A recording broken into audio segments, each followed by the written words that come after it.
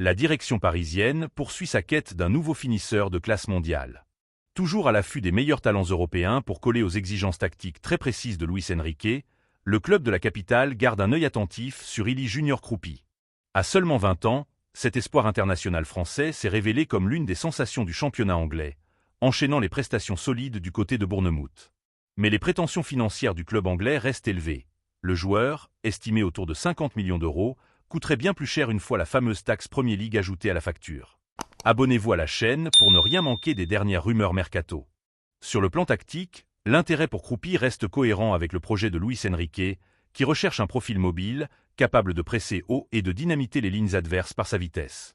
Mais un autre dossier a pris une longueur d'avance ces derniers jours et semble désormais bien plus concret. Après avoir empoché 74 millions d'euros grâce à la vente de Gonçalo Ramos à l'AC Milan, la deuxième plus grosse vente de son histoire, le PSG dispose d'une belle marge de manœuvre pour recruter un nouvel avant-centre.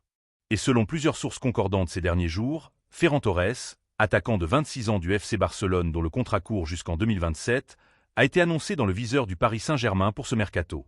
Les journalistes italiens de Sky Sport auraient confirmé la tendance, tandis qu'un accord de principe portant sur un contrat de 5 ans aurait été trouvé entre le joueur et le club parisien, avec une revalorisation salariale. Chers spectateurs, un like et un abonnement, ça aide vraiment la chaîne à continuer ce genre de contenu.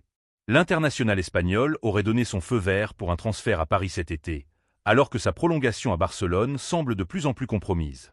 Reste que le dossier n'est pas encore bouclé.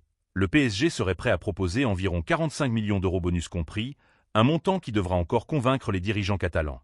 D'autres sources évoquent même un montant plus élevé, avec des bonus qui pourraient faire grimper l'addition. Le Barça, de son côté, a déjà anticipé ce départ en s'attachant les services de Karim Adeyemi pour le remplacer. Sur le plan tactique, Luis Enrique connaît parfaitement ce joueur pour l'avoir dirigé en sélection espagnole. Un profil hybride, capable d'évoluer aussi bien dans l'axe que sur les ailes, exactement ce qu'il recherche pour fluidifier son jeu de possession. Côté finance, le Barça a un besoin urgent de liquidité pour respecter le fair-play financier, ce qui pourrait accélérer les discussions dans les prochains jours. Mais attention, rien n'est encore signé.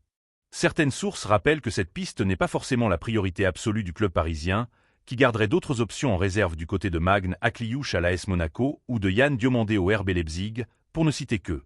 Dites-nous en commentaire si vous pensez que Ferran Torres est le bon choix pour succéder à Gonçalo Ramos. Et surtout, abonnez-vous pour suivre l'évolution de ce dossier brûlant dans les prochains jours.